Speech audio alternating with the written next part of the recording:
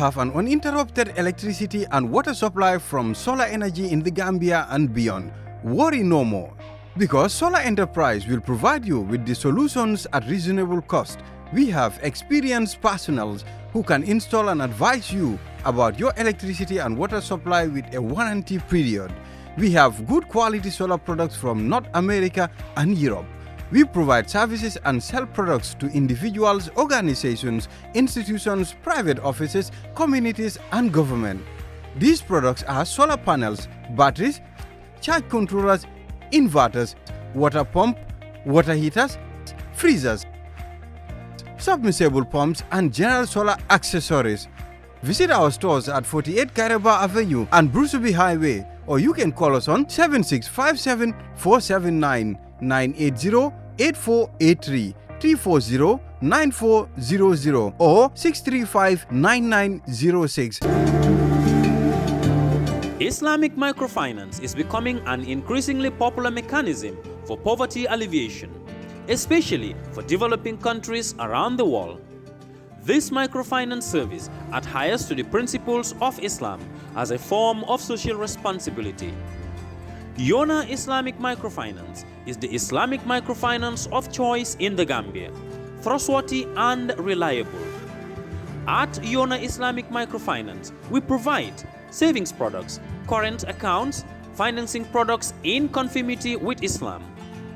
In addition, Yona Islamic Microfinance also offers local and international remittances, takaful fund, management of zakat, management of awqaf, trading and investment, and building of strategic partnerships to bring financial services to the doorstep of the poor with donor projects, madrasas, youth organizations, women groups, and farmer organizations. Make a choice with Yona Islamic Microfinance today. For more information on Yona Islamic Microfinance, call 377-2151 or 9832-151 or visit Yona head office at Tipa Garage, Bakote, or visit any Yona branch located countrywide near you.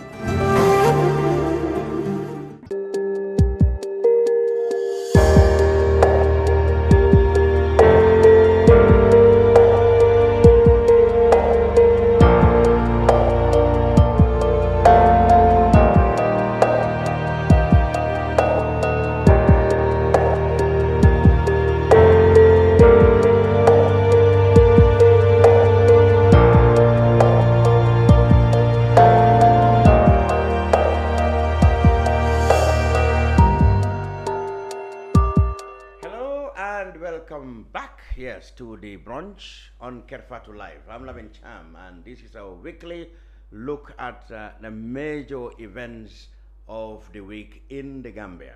This week, yes, as we predicted, a new cabinet has been put in place. The announcement came on Wednesday, and there have been both new and old faces in the new cabinet. But what do you think of it? Do you think that the president is right in some of the appointments, or where do you think he has gone wrong? We will discuss this with our panelists, and you yourself, of course, if you have views, you can text them as you watch us on air. This is Lamin Cham. This week, I welcome in the studio well-known gender activist Tabu Sarr. Welcome. Thank you. Good. And we have the Principal Information Officer at the Ministry of Information, Bubacarr Sankanu, writer, creator, also a writer on female lecturer at university also. So you have it all. Mr. Sankanu, welcome back to the brunch. Thank you very much. Thanks for having me. Good. I will skip protocol and go straight to you. They always say women first, but I will go straight to you. When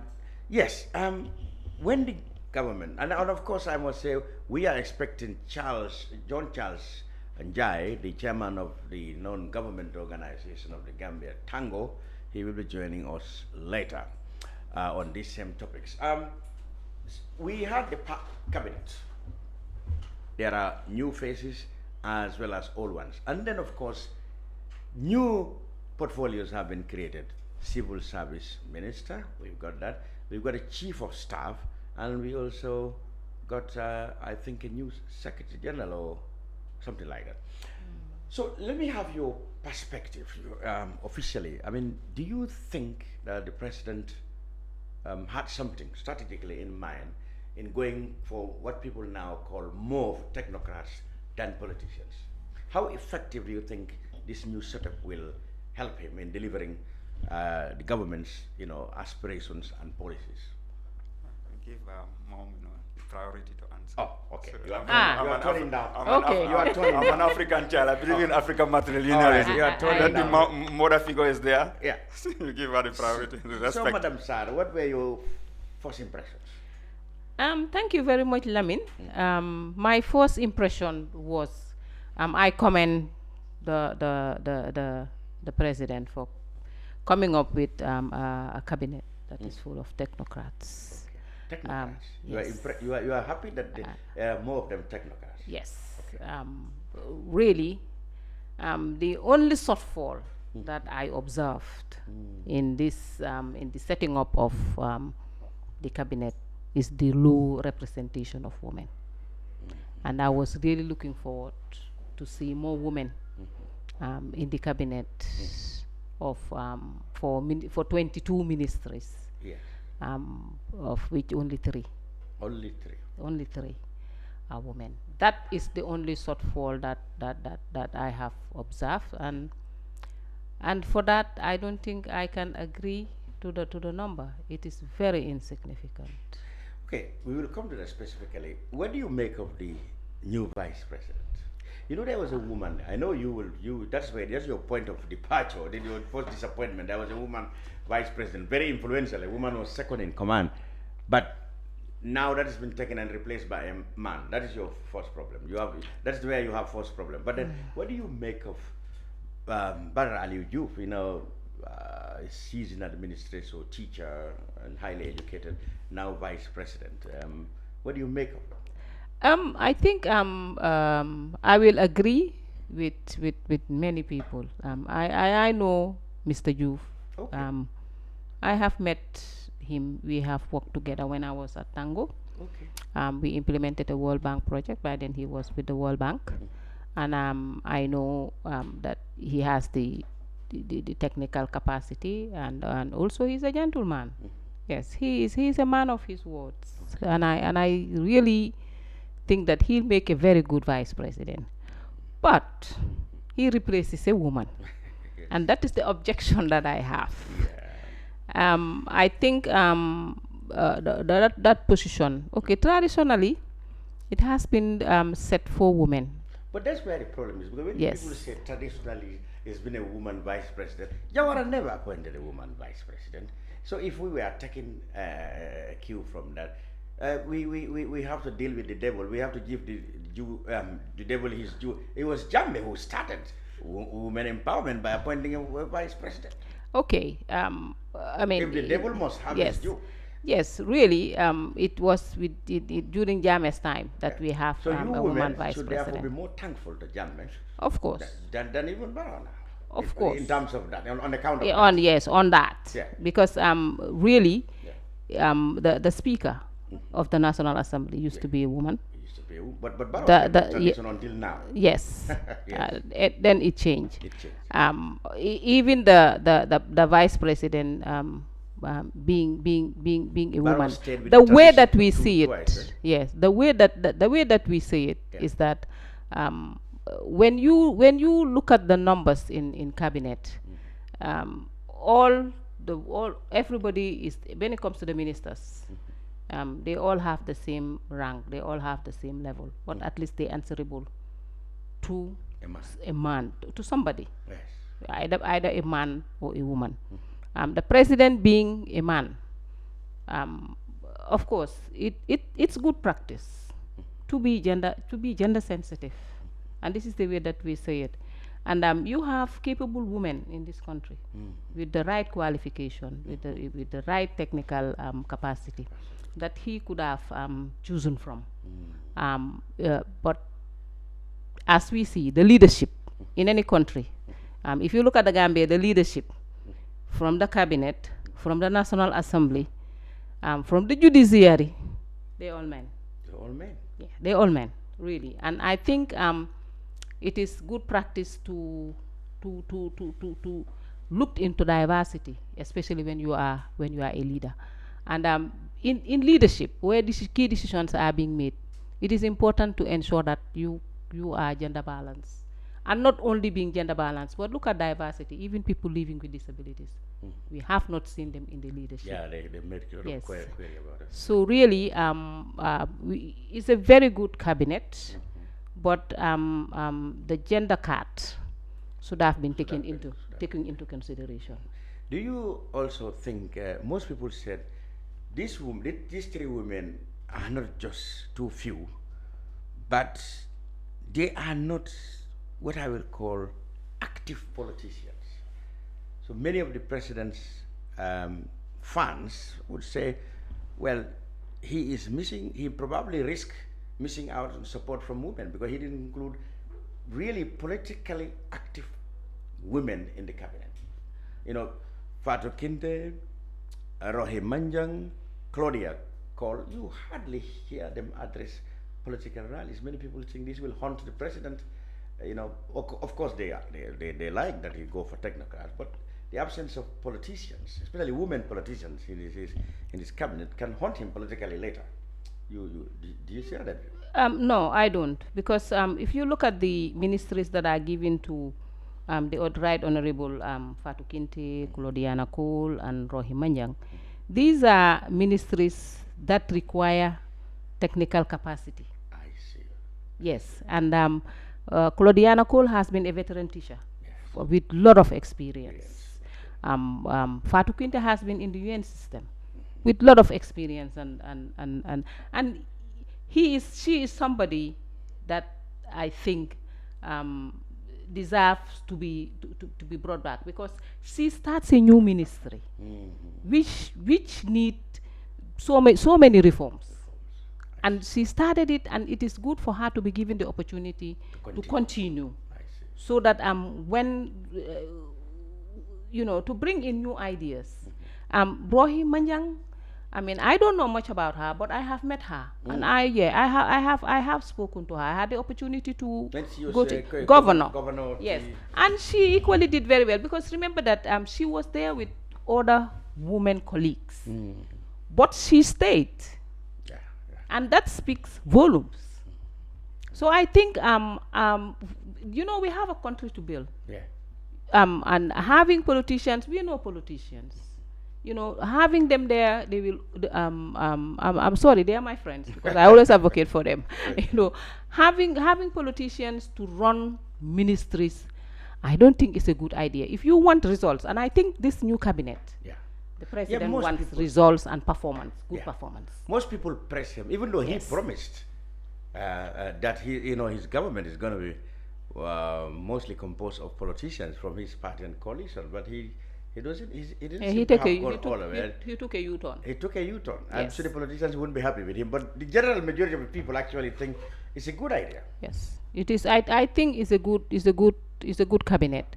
The only but is the gender representation.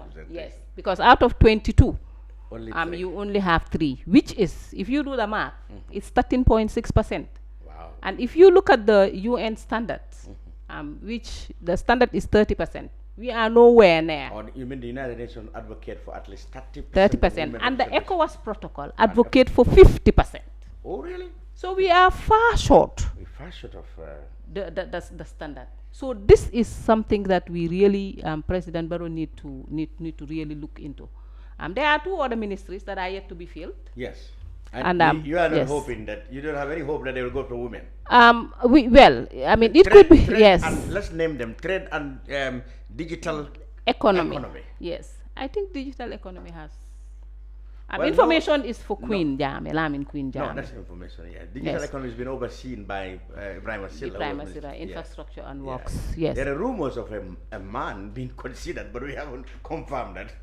So that is not good news for women. That is not good news for us. But Trade, do you think there are capable, highly educated women in that domain? Of course. Oh yeah? Of course. There are many. Because we have seen, Trade, you have to remember that there were women who used to be DPS permanent secretaries, Yes. and they really man that ministry very well. Okay. So they will come with experience, they will come with the qualifications. Okay. And I'm very positive that even, and it is relevant even Yeah. to place a woman in that ministry. Yes. that is- Because we have we have signed the African Continental Free Trade Agreement, Yes. and even at the level of the UN, there was a consultancy that looked into mainstreaming gender into the agreement, and the secretariat is at the Trade Ministry. Oh, But really? yes, but also women, the actors in trade. If you do a research, the majority are women, Yes. and we have cross-border trade. We have women in the informal sector. Women form 80% of the informal sector. And what do? They always try to trade, to ensure that they take something into the family. But also the trade ministry is responsible for the labor. The labor department is under the trade ministry. And I think we have young people who are men and women, and to try to look into the labor of this country, because we have a country to build. Yeah. I am very positive that if President Barrow looks into the civil service, and even not the civil service, but in the private sector, You find capable Women. women or men. who will be able, Who will be able to- capable women who will be able to man this ministry. So I am hopeful that the trade ministry can go be to a given. woman. Yes, will go to a Well, woman. President Barrow, he always watches this program, so he's listening. He will definitely. I hope he takes your advice. Okay, Sankanu, what's your perspective on the cabinet? Well, thank you very much. Thank you, Ma. I would like to start with the former Chinese president and quote, Deng Xiaoping. Oh, No no, matter- a long time ago. So it doesn't matter whether a cat is black I or thought white. you would start with Chairman Mao, because it's got all 9 years. Well, as China owes its greatness to the leadership, what is to the resurgence to the ideas of Deng Xiaoping. He said that no matter it doesn't matter whether a cat is black or white, the most important is its capacity to catch a rat. That's right. So I think the debate should not be about men, women. It's Okay. about the impact and the capacity. No, but if You you, know, want it's- but you should do things deliberate. Yeah, the thing is that deliberate positive discrimination. We have, the thing is that, like I told you during our chit chat. Yeah. Me, I'm a believer in African matrilineal system. If we really want to empower women, we have to go back, dig into our ancestral archives, and look at the best practices and revitalize them. I mean, having 10% women, 100% women, it's no problem with me. I'm a father, and now that I own a daughter, I see things differently. I have no problem with that. Okay. But what does that translate into the life of the women in the market? Having a woman vice president, will that improve the living standard of the women in Serekunda market? So these are the things that we have to look at at. least there'll be empathy and understanding. Women are stricter to each other. I go to this Osusu meeting, they are gathering. Women are very hard to each other. I was really? no, they think that women, We think women because solidarity they is have there, more solidarity. but they are very strict to each other. Okay. Look, dig deeper into their various associations, their various groups, their various OSOB clubs. The amount of hardness. Women are even soft, but women are hard on each other when it comes to certain rules. Yes. So at the end I of the often day- heard women say they prefer a male boss. at the end of the But day, then male people also prefer no, the thing is a that male boss. what you have to understand, our society, we consult our mothers, they are the grey eminence, the eminence grace of our society. We can have a woman as a man as a minister, but behind him, there are women advising him. So okay, having a man, a woman, it doesn't matter the people. So our society, we consult our mothers, we consult our wives, we consult our sisters. So women are in charge of this society. We should not just look at cabinet. We emphasize too much on this symbolic representation, this symbolism. But I look at the impact, the nature of our society. We are still a matrilineal society. Okay. A son, most of the time, the decision you take, we are very empathic towards the mother. We listen to our mother, we listen to our wives, we listen to our daughters.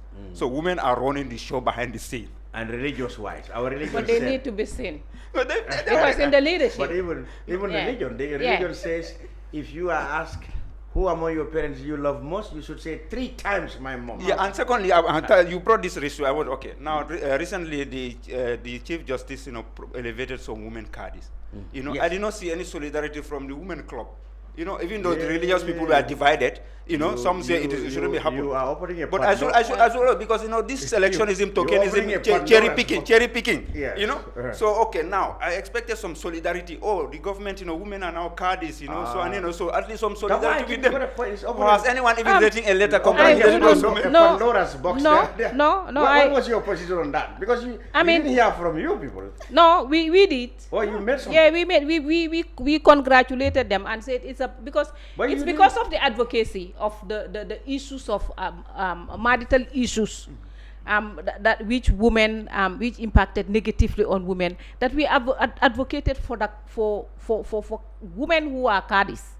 Because when you come to dissolving, we didn't hear your voice on that. Yeah, the thing is, afraid of the religious leaders who were the malams who were condemning. No, but it was with religion. It's very sensitive. It's a very sensitive issue in this country. But if you look at sensitive issues, that is why we are speaking. It was hardly discussed. Women's representation was something that nobody talked about. We were only with the FGM issue, all those things, maternal mortality.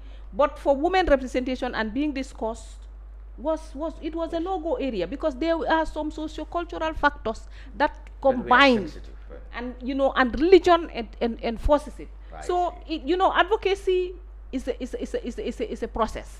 Okay. So you go forward from where you pick. Okay, what I'm saying. He was trying to say. Yeah. We just not symbolically say we have to have women represented just symbol as a symbol or symbolically. He said, we have to look at how much impactful decisions such as appointing women will have on the lives of women. For example, he said, we didn't hear much of you when women were being attacked when they were appointed as caddies. And I know sometimes when two elephants fight is the grass that suffers. Okay, now coming to the cabinet, actually, let's say the Vice President Badaraju from Mr. Rajchus, and many people don't know our MPP manifesto was written by Badaraju and then edited by the government spokesman Sankareh. Really? So they say that some people say the MPP is now. So he is a silent, mover. So there are a lot of people now. So and then the president. So some people who are in NPP, many people don't know.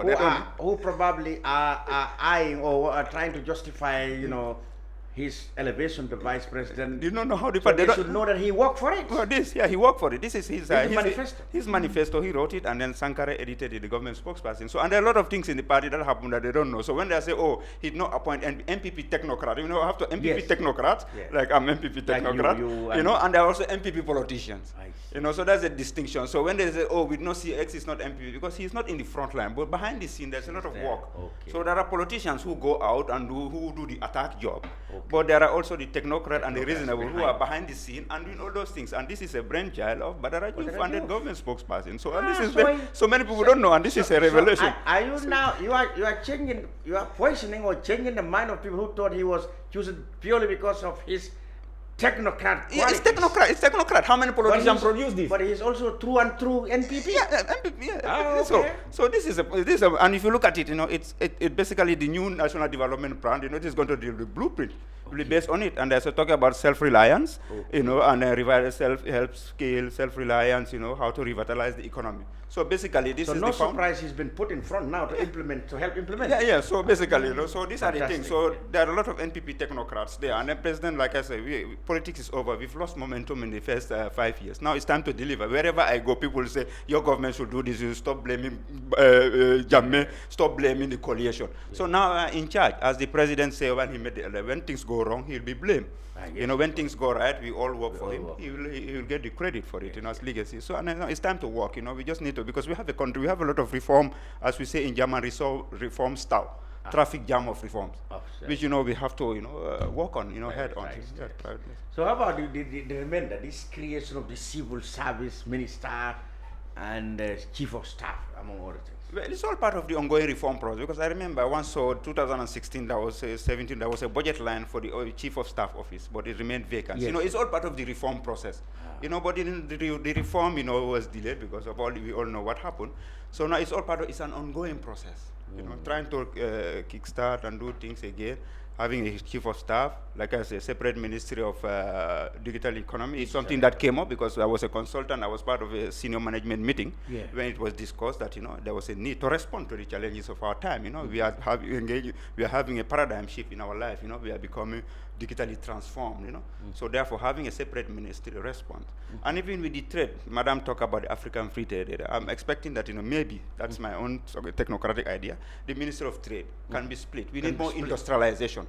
Transformation. We are talking about economic hardship, all this. We need to manufacture, we need to add value to our products. So Ministry of Industrialization and Labor, Employment, can be one separate ministry. The issue of labor can be addressed. And then trade and regional cooperation can address the African continental trade and also all these border issues and other things. So splitting out these ministries, decoupling them, is about, freeing more potentials so that we can just perform and deliver. So information, because government is communicating, has to communicate effectively. And then the digital economy, people are having online. Now nobody's complaining about VPN. We are thinking about, making sure that the cost of internet is low, is affordable. And the young people, instead of using tactic, they should develop apps.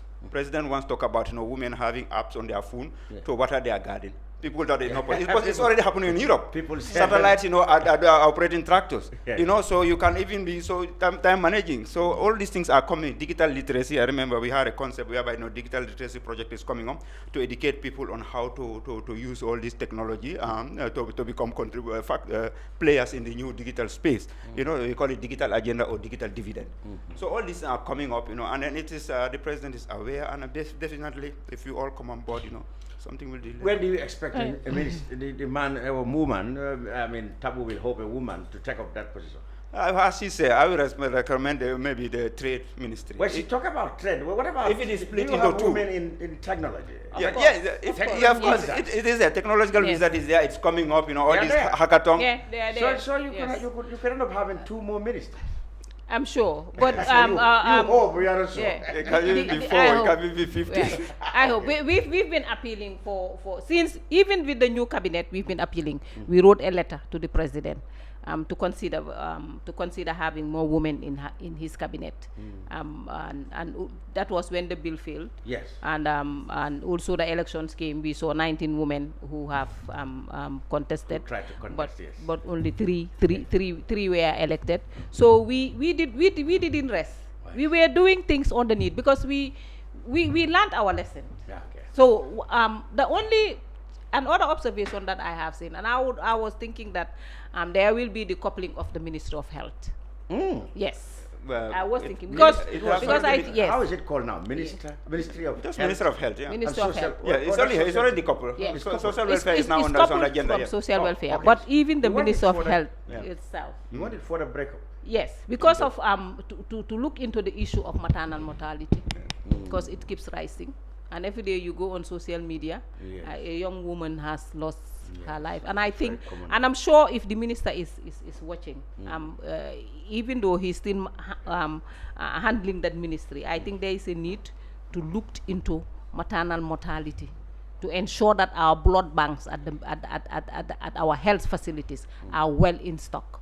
And the only blood bank that we have, per se, is Banjul, Serekunda General Hospital. Now, how about those women that are living in rural areas? And most of the time, they are transported from the rural area, from URR, from CRR, down to Banjul. And by the time the woman arrives at the hospitals, she must have lost so much blood. So you are suggesting it will be very difficult for her to survive, especially if you come and you find out that the stock in the blood bank is not adequate.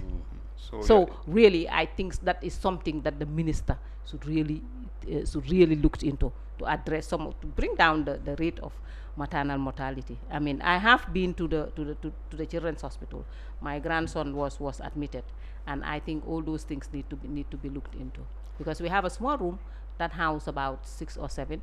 And I'm appealing to the president to go in and look at these facilities. I think if you have first-hand information, it will also help. Well, the last thing we heard from the minister, he was actually disputing the figures that the activists are putting online is about maternal mortality rate, if I remember. So whatever is case, so my idea is maybe suggesting that, like the maternal health can be a separate portfolio, like, Minister of Women, Children and Gender, like in German they call it Minister of Family. So a Minister of Family, that call it family. I think that's what is encompassing. Ministry of Family. Minister for Family. It's family. So women, In children, and social welfare can be Ministry of Family. I know, and gender. So then the maternal health can be coupled on that one. But it's a reform process. The president is open-minded and he really wants to deal. Anything that's going to improve the living standards of Gambians, and now he'll open for it. He welcomes it. Just keep pushing. But like I say, I'll encourage you guys to go for the African matrilineal system. I want more of that. I mean, we cannot live without that because we are Africans. Yeah, we need more of that, not the raw feminism. But I think in that perspective, I think we really need to look at things in a different perspective. For me, I advocate for gender equality based on development because we have a country to build. I mean, and we cannot live in the era of my grandmother. No, what I'm saying is that, but now we have all opportunities. Now we have democracy. We contribute equally towards the development of this country. So I think those opportunities. Because gender equality is a win-win for all, for everybody. So I think in terms of development, to push the country to another level, I think there is a need for all of us to be at the decision-making table and bring in all our contributions and opinions. Because at the end of the day, all the results, all the impact that the president yearns for will be felt by everybody in the society. People living with disabilities, children, women. And this is what we want. We love the Gambia. We want the Gambia to be, because one thing is that we activists, we always make comparative analysis with other countries. Where are they? Where are we? And this is why we always advocate. So when we come to advocate, it's not to criticize, but to make things better. Because at the end of the day, the positive impact will be felt by all of us. Yeah, well, to add up that point, what I say is that, so when we do comparative analysis, we are not talking about going back to our great-grandmother, the best practices. Look at Japan, India, and other things. Their culture, they adapt the values of their culture. I was surprised when I went to a Japanese, Taoism temple. This monk was building a robot. Using the Japanese technology. So at the end of the day, so they look inward. Well, I'm not saying that we should go back to our great grandpa, but the best practices are timeless. They are universal. The matrilineal system, is a foundation, is universal. You are talking about women empowerment. What can replace that one? It is the ideal women empowerment, but in the modern context, we have to adapt it to the realities of the 21st century Gambia. That's what I'm saying. So look at the impact. Having a woman on the front line, what is the impact it's having? We had a woman leader in Pakistan, Benazir Bhutto. What impact did he have? We had a woman president in Liberia. What impact? So now, there should be a study on impact assessment of women in leadership position. That will help inform the president or the executive to know, now it makes sense to have 100 women in one place. The national local government election is coming, and it is closer to the women, especially the women petty traders. So I'm encouraging all the women with political ambition. It's a good foundation. So like the former councillor of Bundu. So there are councillors, who have been promoted. 12. So the moment, because if you can serve as a councillor for one term, next time you can be elevated, voted to go into the National Assembly, as it happened in Bundu. So now let's encourage more women. So let's encourage women, to run for the local government elections, because that's where they're going to change, have no direct impact, and then they can easily influence up.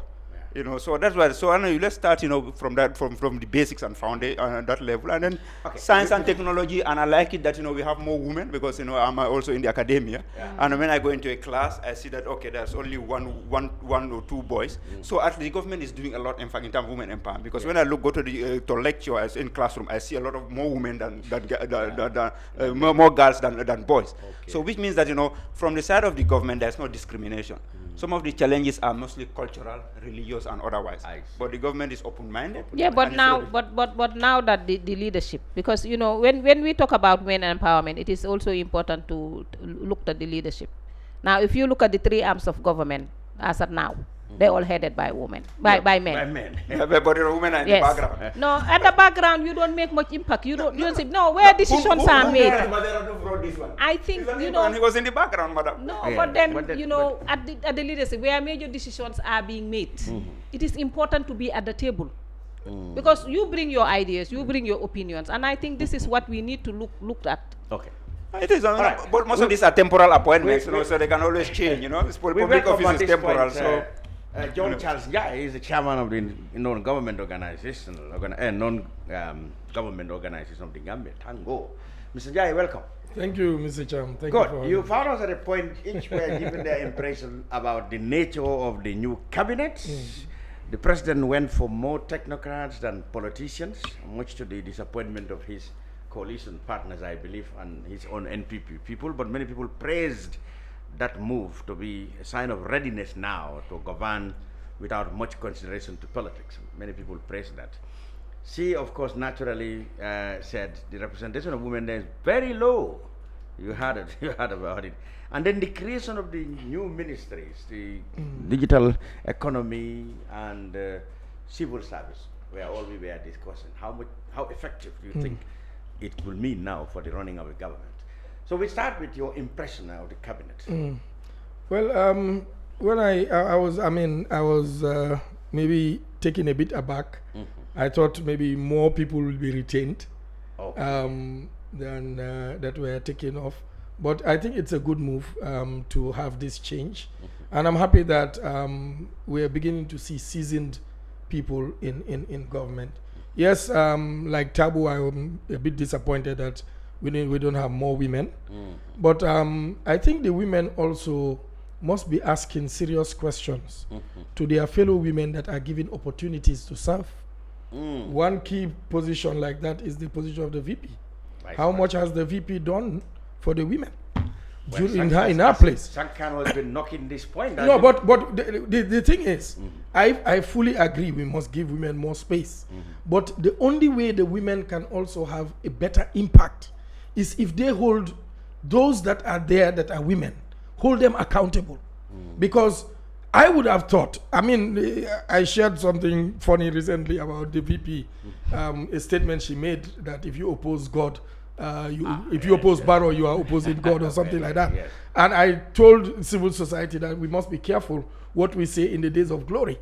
But she has been from civil society. Yes. So sometimes, you know, we will say, well, civil society has to have a voice in government. But if one of us goes into that place and we were so expecting, because all her civil society work, she has been defending the rights of women. Defending the rights of How much has the ex-VP defended the rights of women? I believe that sometimes you could even have a man that is more interested in the affairs of a woman than a woman. Because, and I want to put it to Tabu and the women. When a woman is in position, all these female ministers, let them remember that they are ambassadors of the women. Let them be able to take the lead. When we had this thing, the amendment bill to have more women in parliament. Yeah, the last one. Did you hear any woman minister make Yes, I mean, I had. You know, I I think the women, if you need to take this fight seriously, and me, I mean, I am surrounded by women everywhere I walk. Okay. I mean, my deputy at YMCA, I mean, we have almost 50% women in TANGO board. I encourage that. But again, if we need to have a frank discussion, any woman that is in position of power must make sure that they think about their fellow women. They make women proud.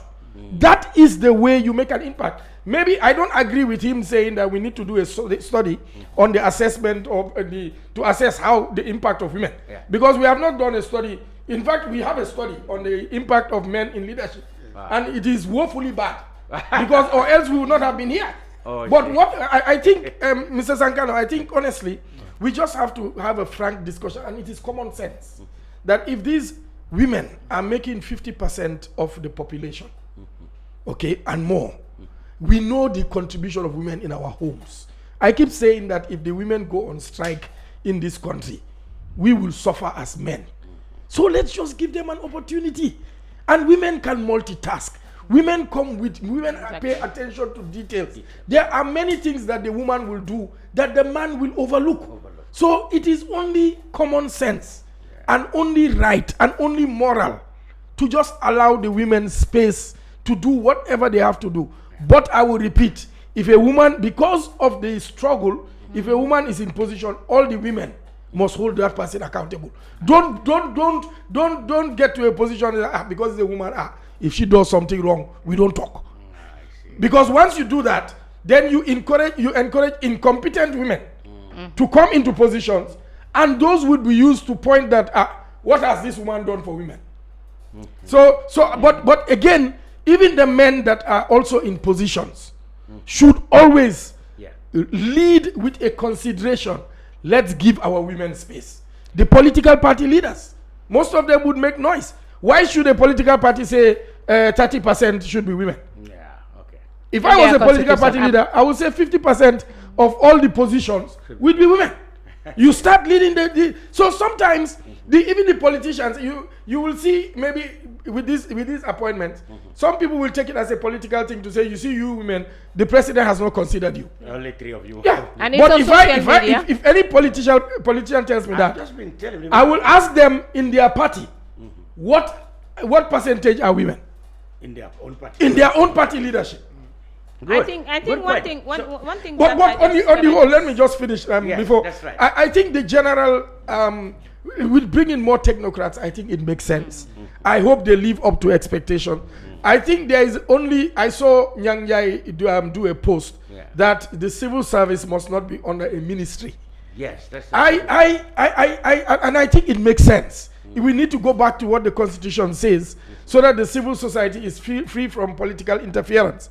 But again, it's possible that the reason it was done is to give more attention and more government intervention to that. But let's look at the constitutionality of it and the spirit of which it was done.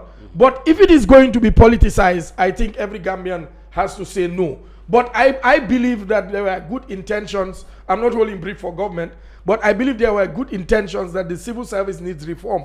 And because I have done some interactions with the civil service, PMO, and there are things that are changing. There are things that are changing. I learned recently that even now civil servants clock in. So lateness is being dealt with. The other thing I think that is going to be needed is a performance appraisal, regular appraisal targets that are set, so that the civil servants just do their work, and also are free to do their work without political intimidation and interference. So you mean the coming of a minister? The first misgivings that people may have is that if the minister is a political animal, it might rule that, or rather run that place, the civil service, on the political considerations. So that's why people query. I think that's it. But look at the choice now. The minister, Baboucar Juf, who was the Gambia Teachers Training Credit Union, did a fantastic job there. Do you think he's more of a political person or no? No. Well, I believe in the man. I believe in his competence and his integrity. I have not interacted much with him, but there have been a very a good number of positive reviews about him. I think the only problem is I've continued to ask myself that when people get into into office, politics, into office, something switches in them. So maybe he just has to protect his integrity, know that he has left a good legacy behind, and he can build on that. But let's give them the benefit of the doubt. But again, let's continue to hold them accountable. All right. We also talk about the creation of the other ministry, the digital economy, etc. What do you make of that? I think under the circumstances, talking about the economic downturn across the world, Gambia is not exporting anything much. We are going to be hit harder. The government said one time that there are austerity measures to try to, get our economy. So I'm a bit concerned in increasing the ministries. I don't know why we still have 2 ministries of education. Higher and you could have had one minister to oversee, and you have departments or directorates, for higher education and all that. Maybe, but if the government deems it fit, it's their prerogative to do that. But again, I think there are cost implications, and that needs to be taken on board. However, if the creation of these new ministries is going to be able to generate income for the country, maybe in the near future, it may be a worthwhile investment. But we need to see how it goes. And I think, honestly, what government needs to do is to pay serious attention in cutting down its operational cost. You know, the cost of running government in this country, these travels, unnecessary travels, well, the government vehicle, made an vehicle maintenance. No, look. 2 weeks ago, we had an announcement that that's exactly what. Mr. Cham, it's one thing to make an announcement. It's another thing to show seriousness. Yes, that's true. You know how much government should do a serious assessment of how much it spends on maintaining the vehicle fleet we have. Yeah, you know, there was this. If there was a report that they could save 300 million in a year. Would have been saved. Could have been saved if there was this vehicle authority. Government came with a very interesting thing that they will lay off drivers. I have spoken to a lot of government drivers. That okay, if the government decided to lay you off and maybe give you a loan or give you something like how do you call it, a severance package, maybe buy a taxi for you and tell you, okay, thank you for your services, we are buying this taxi as severance package, and you know, go and you know, we don't need all these drivers. A lot of drivers said they would accept it. They would take it. Yeah. So government really needs to look. You know, I don't think the problem is with the drivers. We don't have a proper maintenance, government maintenance policy. In fact, I don't think we even have a policy. There used to be a depot in Kotu. That is dead. So now everywhere you go, you will see a government vehicle. And you know what that opens, Sankanu? If I am in charge of vehicle control in a ministry or department, I can decide. I have even heard that there are particular officers, whether the permanent secretaries or directors, that will tell the driver when the vehicle should go for maintenance. So whether maintenance is done or is not done is even a question. The amount of fuel that is being used. So I think we should really have a serious rethink and cut down these loopholes. There had been a vehicle policy when when the government came to power in 2017. There's a vehicle policy which was supposed to encourage government officials, to forgo the purchasing of utility, highly expensive vehicles. Yeah, the family car. But those things are not. But that has been abandoned. Cham. Let me just say this quickly. One of the best ways to even have some sort of control over the use of vehicles is to have vehicle locks. I am yet to see a government. I'm yet to see a government vehicle that has a vehicle lock. Some drivers even complain that they are drivers in particular ministries, but it's the officials that drive the cars. There are people that have driven cars in this country that don't have proper license, public officials, and destroy the cars. There are people, there is this part in the car, what do you call it? The disc or something like that. The pressure plate. Because if you cannot use your clutch and everything correctly, they have destroyed it. A new car. So I think government really needs to come up with a very robust vehicle policy and begin to cut down maintenance and fuel. You are the center of what is the vehicle? What have become the fate of the vehicle policy? Well, one thing I know is that I maintain my own vehicle. I have no government vehicle. When I was coming, I bought a car, $400,000 that I'm using for government service. So I have no idea about government vehicle. I pay for my maintenance from my pocket, and I'm using my own car for public service. So that one I don't know much, But there was no official vehicle allocated. I know. But this is something that you guys need to look at. I know there was a policy when Amadou Sane was the minister. I don't know how far the implementation has gone. But then even in his it was kicked. And in fact it was even very unpopular among the civil servants. That's it, because it's the civil servants that rejected it. The civil servants themselves didn't like the idea because they don't like to get up and suddenly they have their vehicles taken from them. You know, the Gambian wants to be seen to be driving a GG. I learned that in Rwanda. That's what makes I learned that in Rwanda, even ministers, when they are appointed, they are given, the government works out a loan with these car companies. The government pays 50%. The 50% is being deducted from the minister's salary until it finishes, and the minister owns the car. Honestly, I think and that's what they do in this. if we need to have a serious discussion moving this country forward, there are certain decisions that have to be made. They will be hard, but it will be good for us. And that's what because they will and quickly, just look at what happened during the COVID. The money that was saved from travels was used for development. So government could now say, in fact, the travel budget, we are going to cut it by 50% or 75%. They said they're not. But is it implemented? Because giving out. Can you update us? Recently, your government said, fuel and other things have to be cut, and traveling will be reduced. Slashed. Only when unless it's UN, ECOWAS, and all these international. The government is setting up, but the government is continuing is working, and we have international obligations. We have to. Okay, like I was in the UAE on a state mission, but it's the UAE government that sponsored that one. So there are trips, whereby they invite the government to go, and then the host country pays. Those kind of things happen. So it doesn't mean that anytime you travel. In that case, you don't go with Padia. No, I did not get anything. It's just the Dubai government. I was just sitting down. They sent me my visa and ticket, and they pay for my hotel and accommodation. The government would have given you money. No, but I have so far no travel and any government sponsored ticket. It has always been the host government. That's what they want to stop. The host government that will pay for everything. That I am aware of. But in the past, even with all that, this government gives you money. Indeed. I'm not sure whether it's only this government. Cham, I'm not sure whether it's only this government, because I have been hearing that has happened.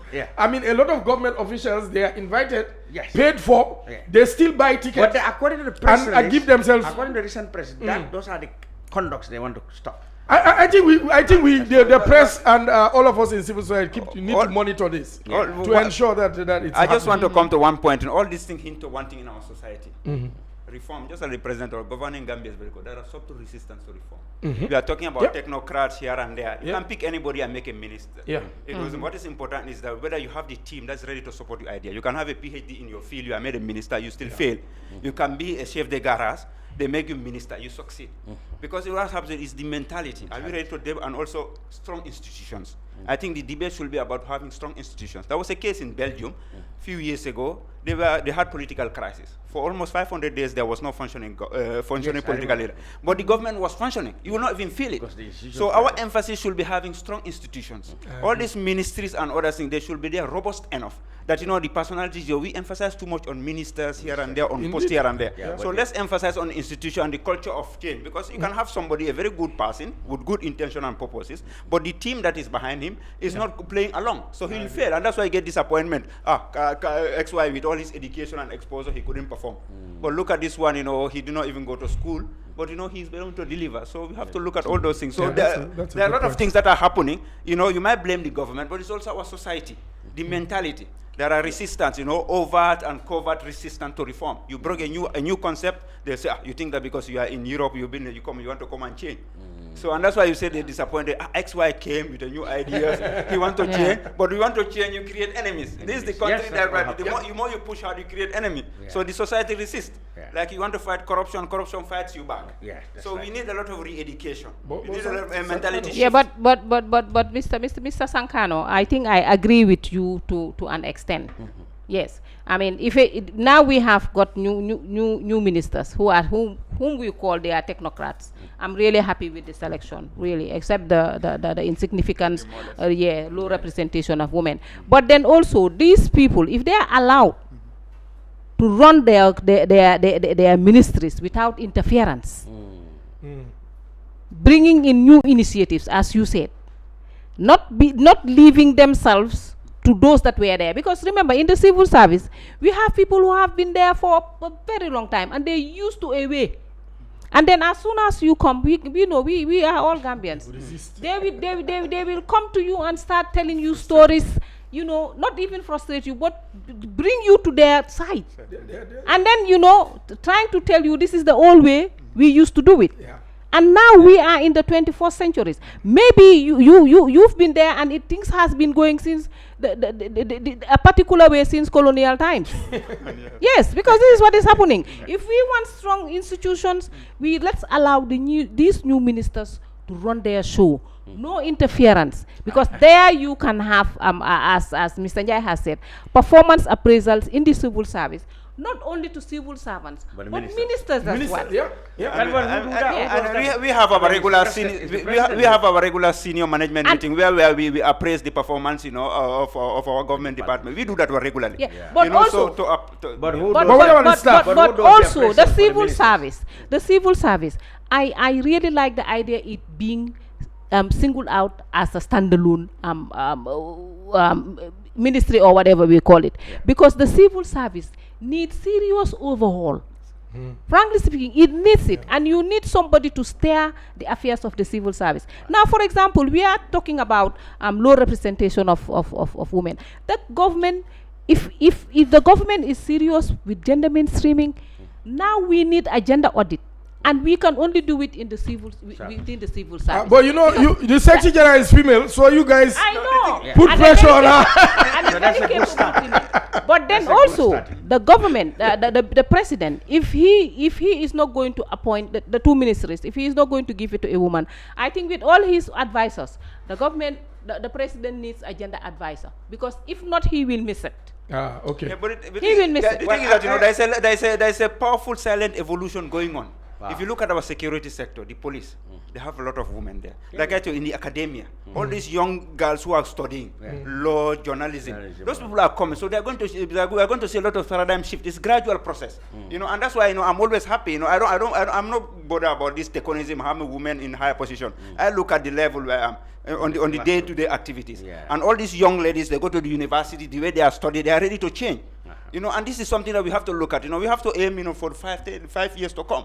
Not now that we have, 2 or 3 women ministers. Let's look at the next generation, the next layers who are coming up. They will influence. We are in the 21st century. No, this has been. But Sankanu, you can do the two together. No. The thing is that we are doing it together. It's happening. Okay. I know, but this has been the norm since independence. And if you look at the voter register, it's 56% of the voter register are women. Now, if you look at the population, I mean, over 51% are women. Now, if you come to our national document, the Constitution, it gives the provisions for men and women. So we really need to look into this and practice it. It's practice. I mean, if you say that you have more women, of course, there are more women who are now in the university. There are more women in the different sectors. But in the leadership, if you are given the mandate to choose, you have to bring in diversity. It's coming up. Okay, yes. Last semester I gave my student an assignment to make a profile, women in politics, and they look at the balance.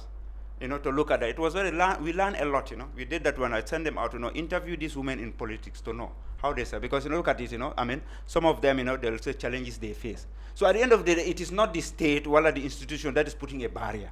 It is socio-cultural. I know women whom, the state is empowering them. We have very good, very gender laws in place. I think all the laws that the women have been lobbying, have always been passed. We have the Women Act. Except we have that didn't go the last time. The last one, that one is too political. But I think that is serious about profound empowerment of women. It's there. And even the disability bill, it has now been passed into act. So it's about implementing it. Putting the flesh into all these things. That's what matters. So I'm sure that even if we are to implement 50% of all the laws, women empowerment laws in place, I mean, Madam will not be complaining. She'll retire. Good. Okay, before we go on to the topic, let's finish this. The key areas in the cabinet that's been given.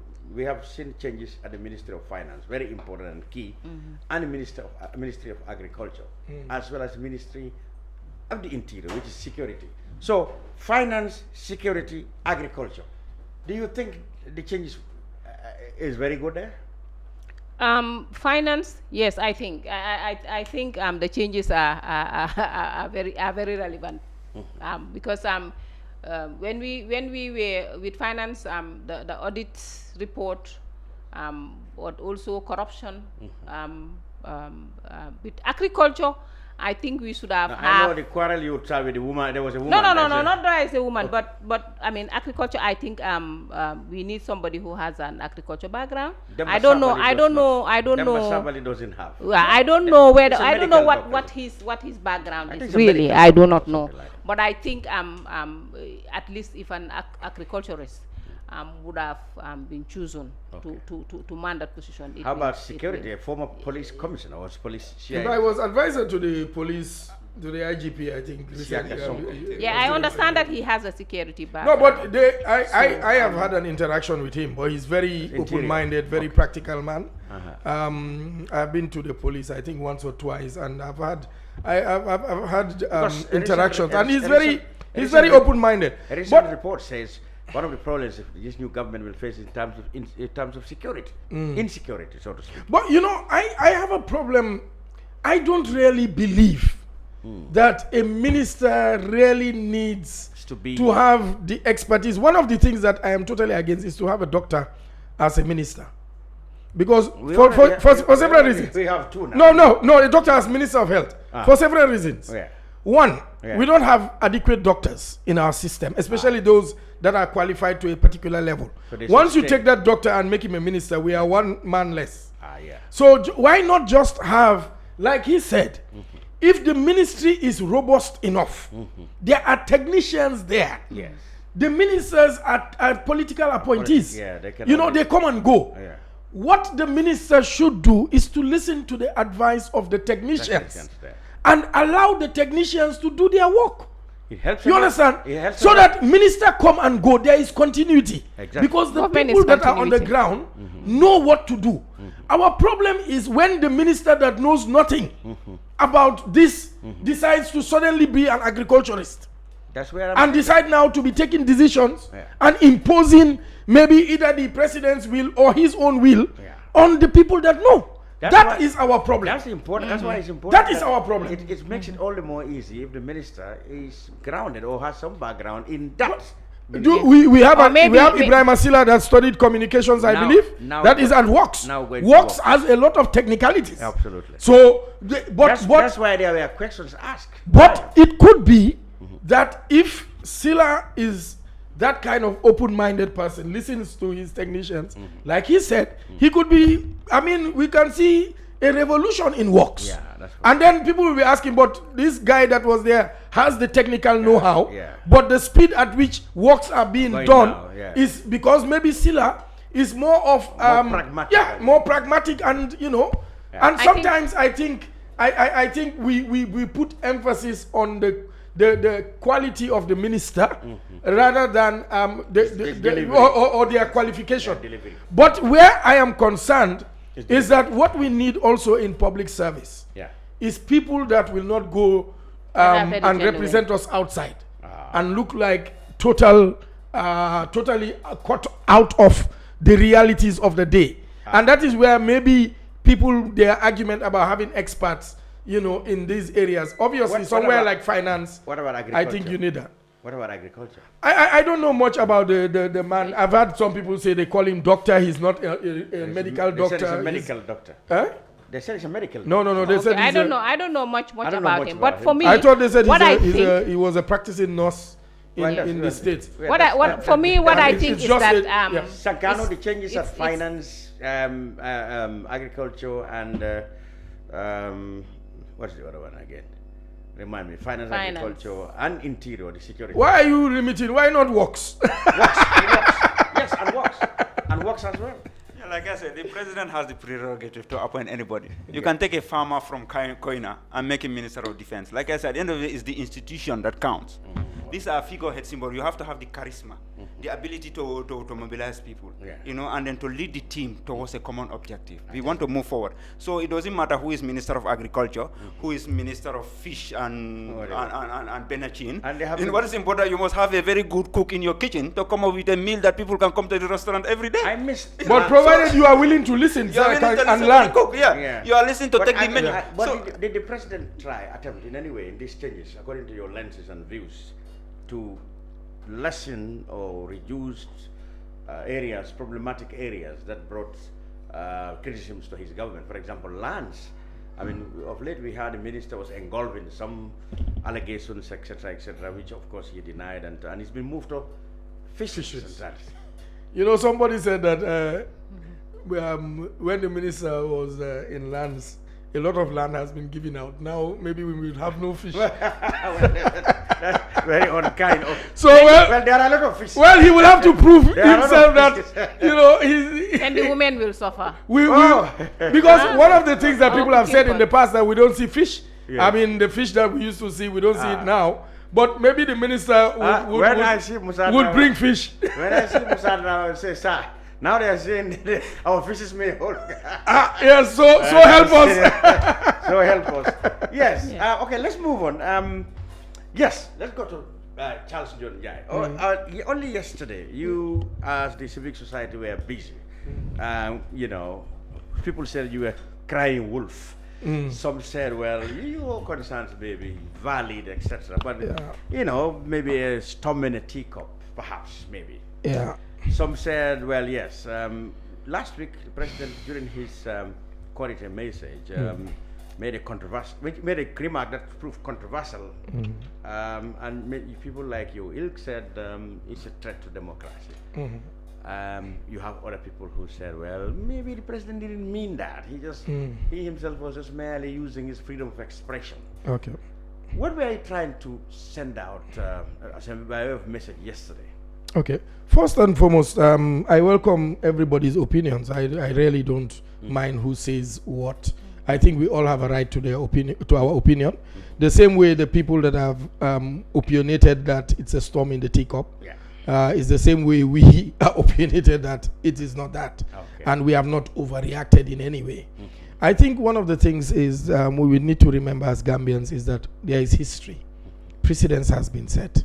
One of the things that Yahya Jammeh used in his early days to begin to stifle speech was to anybody that opposed him or criticized them was to try to brand you as an enemy of the state.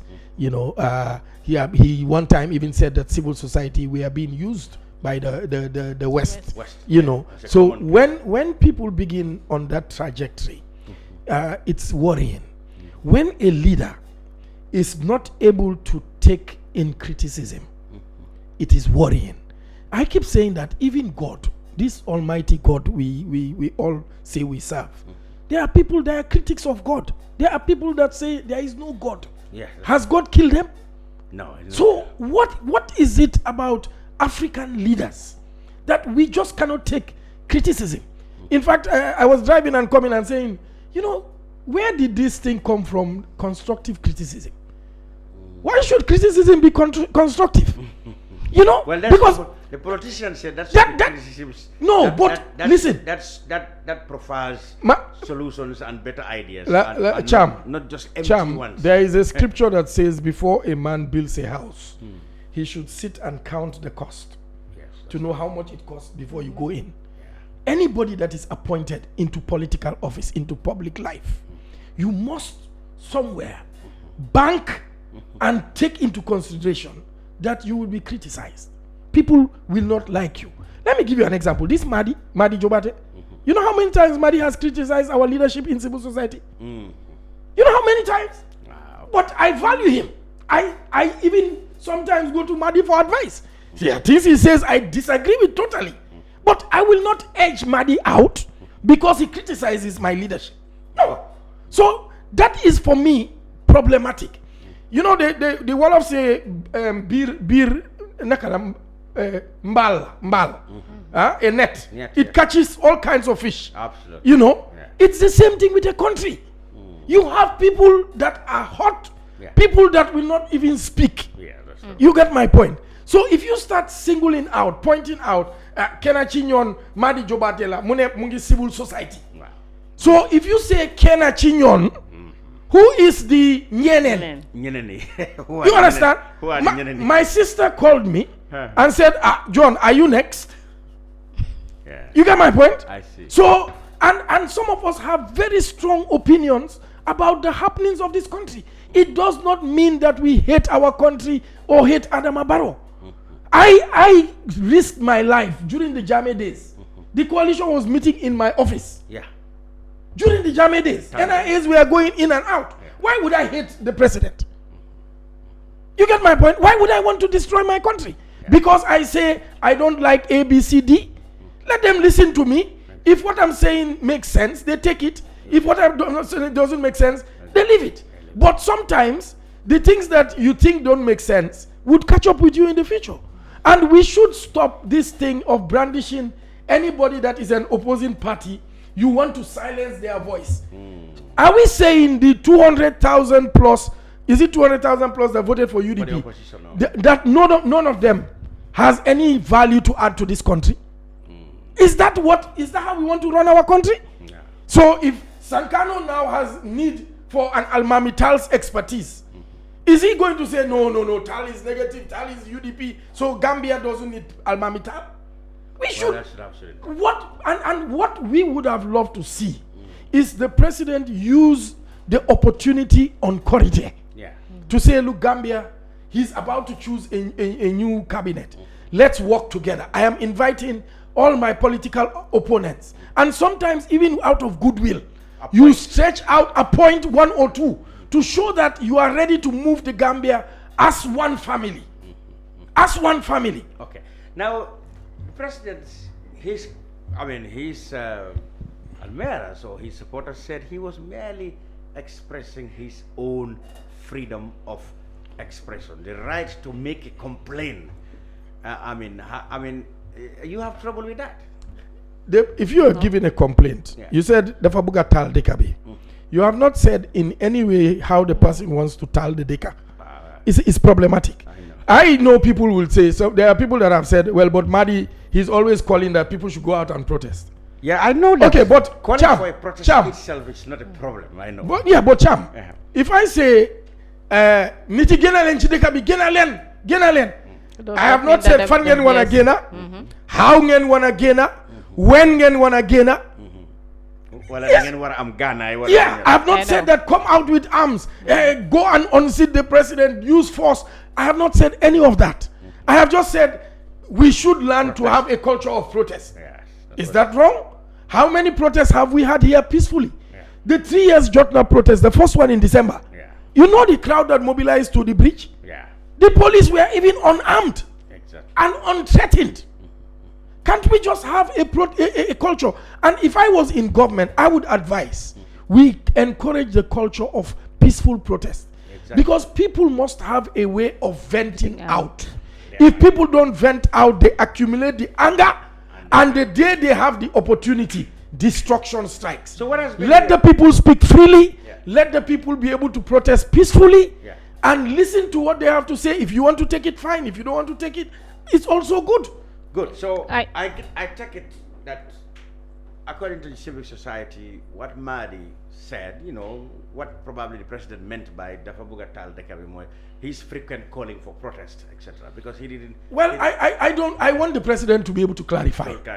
But then and then he went further to say that journalists, platform. Anybody that does not give platform, anybody that gives platform to Mahdi is not helping the country. Those are dangerous statements. I know. So do you want to ostracize your own son of the soil? If Mahdi, I have said this, if Mahdi, and I've said it to civil society, anybody that is found wanting of a crime in this country, I will not even open my mouth to support you. That's why when people started talking about the legal suit against Mahdi, I said, no, I'm not commenting on that. Because the minister has a right, if he feels that somebody is defaming him, if his motive is otherwise, that will become problematic. But he has a right to defend his name. You get my point? So we have to really. Sankanu, I know this will be a difficult point. Very difficult. They gave Mama. Okay. Difficult point. Sankanu, put down there, sir. I come last. But how what was your take in the whole overall when it started? Yes, for me, I was disappointed. Hearing the president on a Eid day when we have fasted for 30 days. And even debating on whether it's going to be 29 or 30, but we followed instructions. I mean, I fasted for 30 days, and on that particular day, I was expecting that the country has several numerous things that we need to address. Okay. That was the last thing that I was, I was expecting from the president. And when I had it, I said, just like John said, now civil society is being targeted and the media is being targeted. And these are watchdogs. They are not out to set fire to this country because we love this country. And when one particular person was singled out, my first thoughts goes to the family. How are they taking this? What are their feelings now? Because we live in society, and we know once a president said something against you, we just from Yaya Jammeh's era. Everybody discriminate and ostracized you.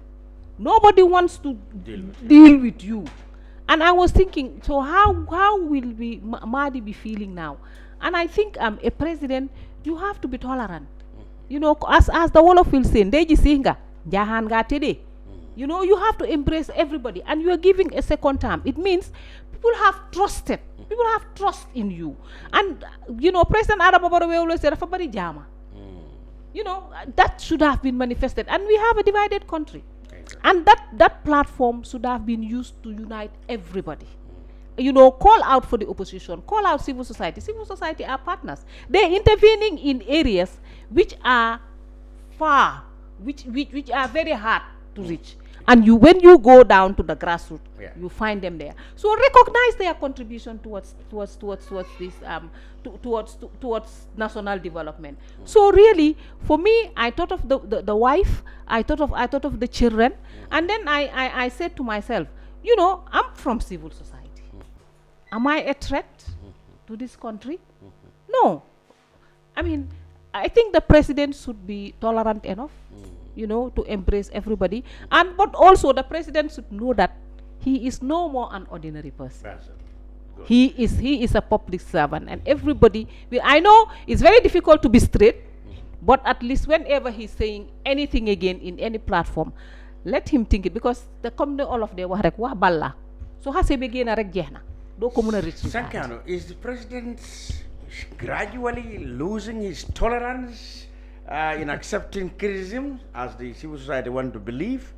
Even though I thought his supporters said he did not in any way mean any harm in what he has said. But a lot of people are concerned that he should single out an individual on a platform like that. Like they said, the ramifications and the implications can be even uncontrollable. I have seen defense and criticism of the president's remarks.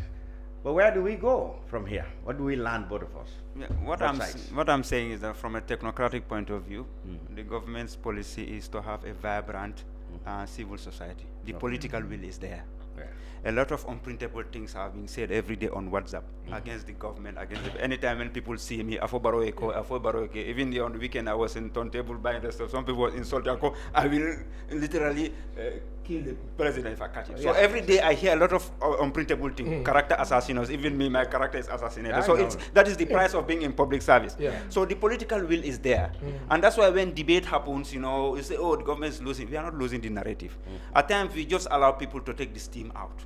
And then after some time we intervene.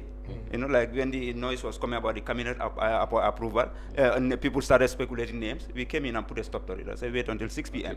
So what is happening? The political will is there to allow the civil society to dance on our head, to say all kind of things.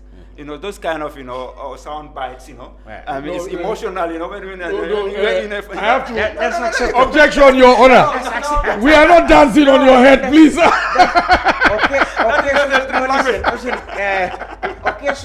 Occasional outbursts of, but doesn't say we are dancing on their head now. Those are acceptable. Mama wants us to have 100% cabinet minister.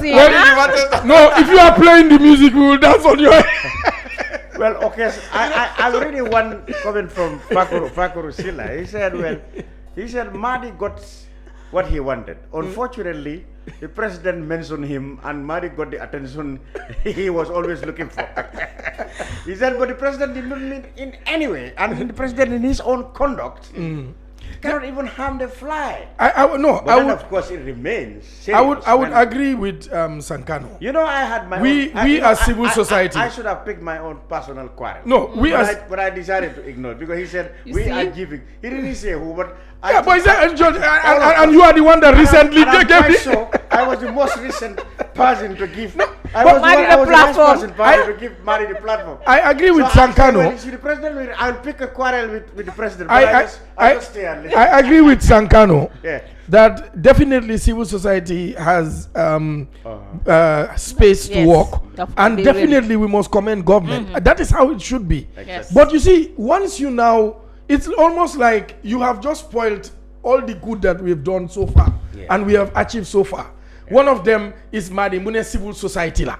You know that what the farmer, and people can read meanings into words. That's why we are saying, as the president, we expect certain things. We have a good relationship with government. There are many things that we have achieved with government. Exactly. So if you are now saying one of them civil society la, there are people that will be telling us that yen civil society yen problem rengen videke. Why would I be a problem in this country? Yeah, I think. But I don't. You know, I keep saying negative and positive is what produces electricity. You understand? Yes, So I am very open. I do a radio program. People call. know.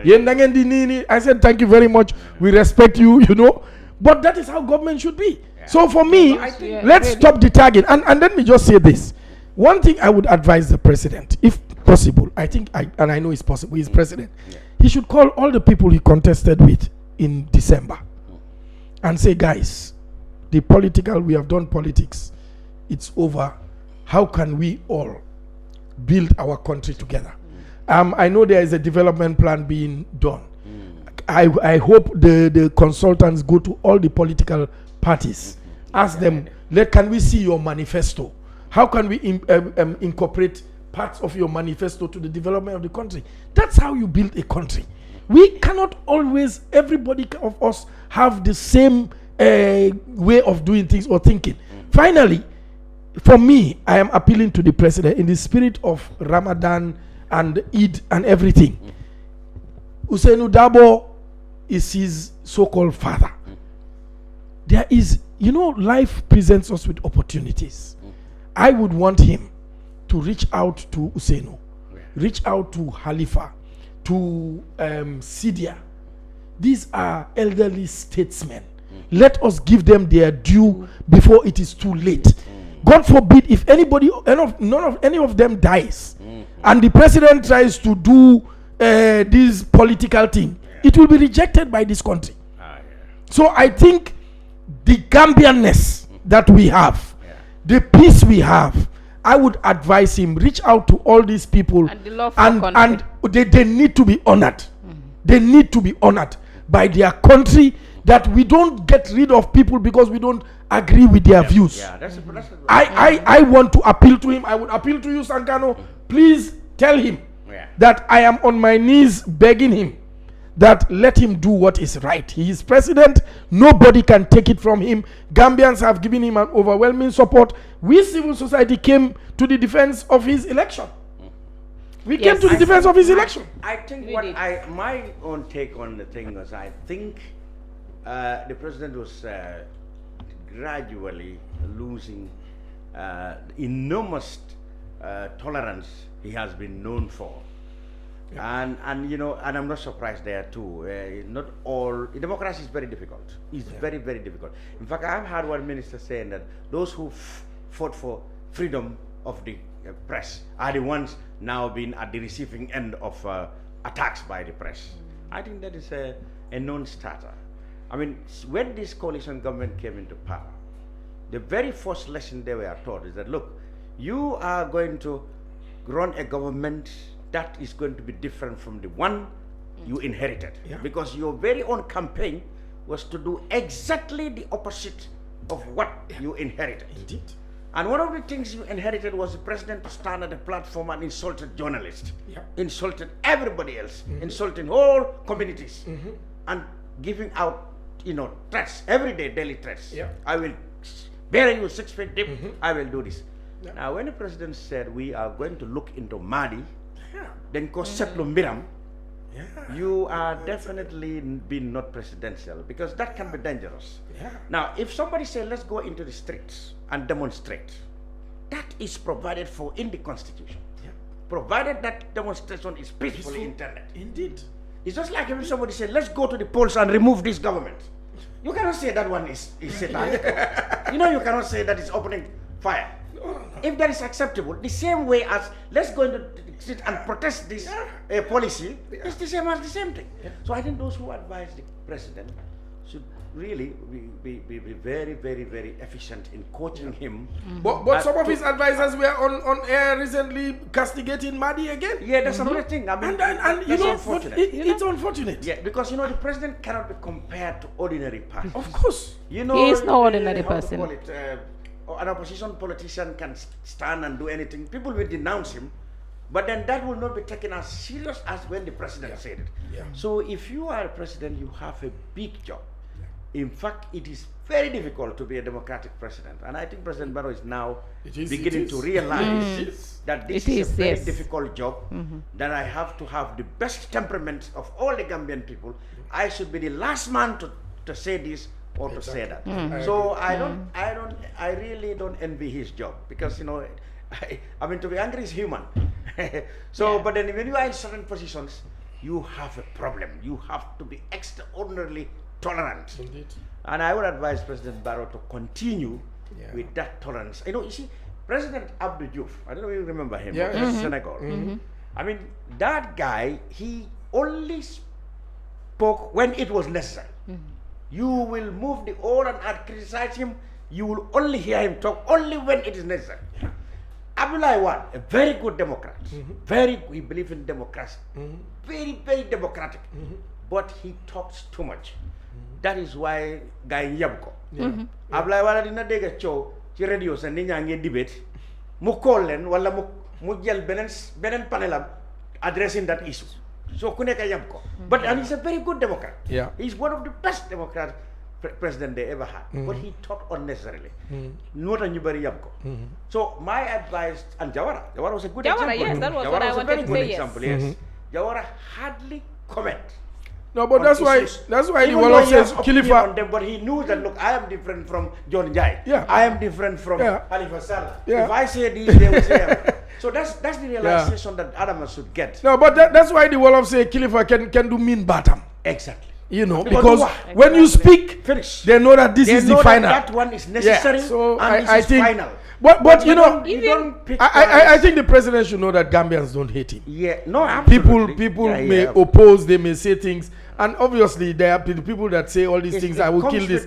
You know, I think those people need to be dealt with. Those, because if you are threatening life, the law has to take it. Where the president has said that there are things that have happened in this country, and you know, for me, if anybody violates the law, there is nothing like tolerance in violation of the law. If people violate the law, let the law deal with them. But let us not be engaged in speculations and attacks. It leaves a bitter taste in our mouth. Exactly, what is tolerance? Continued tolerance. Because democracy is very difficult. Unlike Jammeh, you know, Jammeh, you cannot measure our country with his ways and style. He was a different person. And that's what we said we want to stop. And that's why people voted in for Adama to stop. Indeed. So Adama should be the last person who people should draw comparison with Jammeh. Because the thing is, he is not fortunate, you know, to be like Jammeh, if you so to speak. But Jammeh could do anything and got away with it. But where's Jammeh now? But the president has had, and I think still has, an opportunity to move this country forward, even at a greater pace. You know, I mean, now you see less political appointees in the government. They are the technocrats. So let him just go with this flow, and you know, let him just make use of the goodwill of the Gambia. Civil society has nothing. If we have anything, is to help this country move forward. I am even now working on consulting with certain ministers and ministries on how can we support what they are doing, so that we keep complementing the efforts of government. And I told you how journalists felt that he has dragged them into the into the narrative. Into the row. They young journalists here. Wow, and we have something to fear because Jammeh used to say, you know what Jammeh did? When he cannot do anything with the man, with the message, he cut the messenger. The man who portrayed, who gives the message. And that's why we had every reason to fear. Because Jammeh, what he did, he would destroy the journalists who are the ones who give opinion or who gives air to the opinion of my opponents. So that's where the trouble is. I mean, I think the president, what the word is tolerance. Mr. President, let's just be more tolerant, and avoid picking cheap quarrels. Yes. I mean, like Fatou said, even if Mahdi was somebody who was looking for attention, he now got it. Well, I keep saying that with all due respect to him, Dr. Sise, we didn't know much of Dr. Sise until the president started saying, who is Dr. Sise? And then now the guy is a political opponent. Sankanu said that are just occasional outbursts. They are accepted. No, so. Can we reduce them? When was the last time it happened? So the thing is that 3 years ago. you see, so we are moving forward. One thing we don't know, President Barrow is very tolerant. You see, if you look at this constitution, if President Barrow is to even execute 5% of the powers vested in him, you will be shouting dictator. But he's exercising a lot of restraint because looking at this, he can do anything and then you back it with constitution. But he should keep that up. He has been hand off. Looking at this, I have the power to do this, but I won't. And he has not been doing that one. And that's what I'm saying. The political will is there to engage the civil service. We have the access to information law. It came in through engagement with the civil society. So under the transport union, there's a lot of things that's happened. I was in a panel with the president. He's with the president of the transport union. They have about 30,000 members, so it's a very strong lobby. He said he was impressed that the government is engaging. So let's not look at the sound bite from the political level. We have to look at the government from the for the machinery level, the institutional level. So we are open to civil society. We are open to every citizen, even those who are insulting our mothers, accusing us all kind of, because like I said today, it is easier to catch it is difficult to catch a hen than a human being. Anybody using the telephone. So a lot of people are putting things into their WhatsApp, which that they are breaking the law. We can go, the state can go after them. But the government is exercising tolerance. It's let them vent their anger. But at the end of the day, social media doesn't forget. In some institution now, if they want to employ you, they look at your social media profile. If I told you post something, that is not accurate, you don't get the job. So a lot of young people are complaining, I don't get the job because you submit your CV, they look at your social media engagement. So at the end of the self-discipline. So people have to be careful. Don't think that you are attacking Sankanu on social media, you are attacking Barrow, you are happy. You are putting something there that can block you somewhere else in China or nowhere.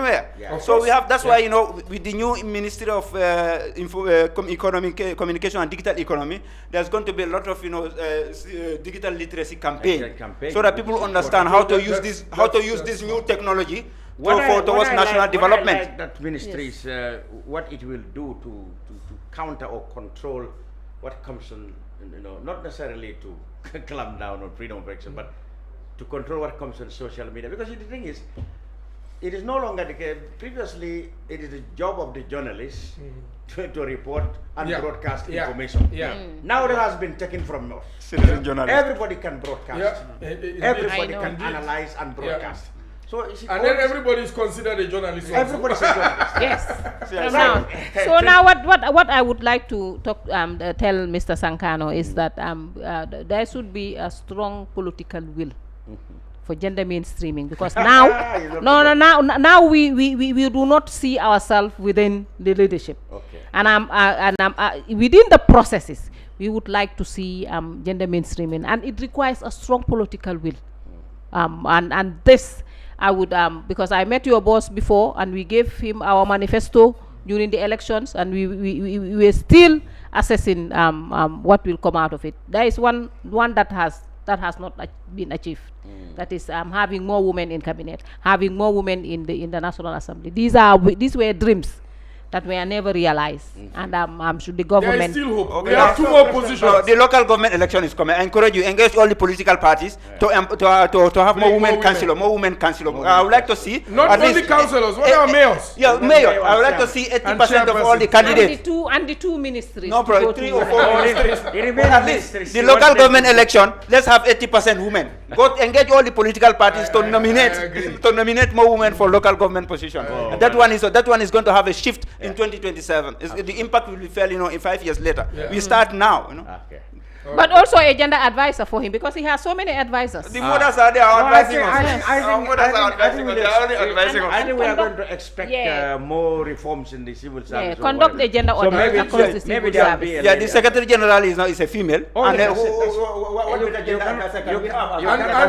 also ambassadorial positions. Yeah, governor, We are expecting to see more female ambassadors. The commissioners, look at the eyes. No, now let's say that, let's have an old woman government. An old woman government. Well, my hammer is down. Okay. Thank you, Mr. Cham. This court is adjourned until on Saturday. Thank you. Thank you very much, Charles, John Charles Njie from TANGO, Baboucar Sankanu from the Information Department, and Tabu Sarr, gender activist. We'll be back next week with a brand new agenda, I believe. Until then, goodbye for now. Data on all Gamcell data bundles. Buy 20 megabytes and get extra 4 megabytes. Buy 50 megabytes and get extra 10 megabytes. Buy 100 megabytes and get extra 20 megabytes. Any amount of Gamcell data bundle you buy, you will receive 20% extra data for free. Dial *302 data amount hash or go to your Yaiborum menu and choose your data bundle now. Gamcell data. It's fast, lasts longer and very reliable. Gamcell Yaiborum. Planning to have an uninterrupted electricity and water supply from solar energy in the Gambia and beyond? Worry no more, because Solar Enterprise will provide you with the solutions at reasonable cost. We have experienced personnel who can install and advise you about your electricity and water supply with a warranty period. We have good quality solar products from North America and Europe. We provide services and sell products to individuals, organizations, institutions, private offices, communities, and government. These products are solar panels, batteries, charge controllers, inverters, water pump, water heaters, freezers, submersible pumps, and general solar accessories. Visit our stores at 48 Karaba Avenue and Brusubi Highway, or you can call us on 7657 479 980-8483, 340-9400 or 635-9906. We live in a day and age where technology is creating a world without borders, filled with unlimited potential to improve the lives of the people around us. Innovarex Global Health ushers in a new way of leveling the playing field with increased access to quality healthcare services delivered at your doorstep. Our qualified professionals are equipped with state-of-the-art point-of-care testing technology to conduct tests such as kidney function, liver function, electrolyte tests, body composition, hemoglobin, A1C, and many more services with the highest efficiency in delivering results. The addition to our flagship, Wellness on Wheels, more fondly known as WOW Delivery Service, brings the entire clinical experience full circle. IGH has remained committed to creating the future of healthcare delivery. Gone are the days of sending loved ones outside the country for basic medical services. Innovarex Global Health offers a new peace of mind and takes pride in delivering the quality of care we all deserve.